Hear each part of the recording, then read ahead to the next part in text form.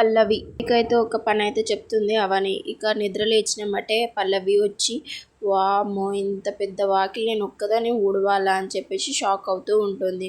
So ఫాస్ట్గా ఊడ్చేసి ఇంకా నీళ్ళపు జల్లి అదే పేడ నీళ్ళు తీసుకొని ఒక మగ్గులో ఇంకా ఆ స్మెల్కి అయితే తను చిరాకు పడుతూ ఉంటుంది. ఇంకా వాకిట్లో చల్లేసి ఇక ముగ్గు అయితే వేయడం స్టార్ట్ చేస్తుంది.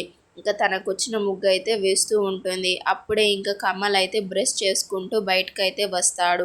సడన్గా చూసి ఒక్కసారిగా షాక్ అయి పిలుస్తూ ఉంటాడు ఇంట్లో వాళ్ళందరినీ. అమ్మ అని గట్టిగా పిలుస్తాడు.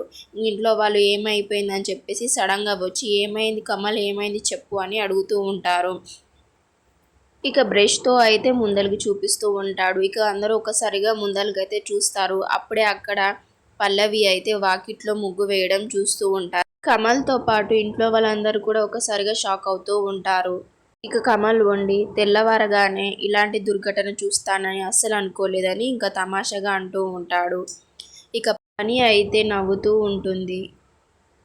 ఇక ఇంట్లో వాళ్ళందరూ పల్లవి దగ్గరికి వెళ్ళి చూస్తూ ఉంటారు. ఇక కమల్ ఉండి పల్లవి మార్పుకి కారణం ఏంటి అబ్బా అని ఇంకా మైండ్లో అనుకుంటూ ఉంటాడు. ఇక చూద్దాం నెక్స్ట్ ఎపిసోడ్లో ఏమవుతుందో. ప్లీజ్ అంతవరకు subscribe my channel for more videos and do support me guys.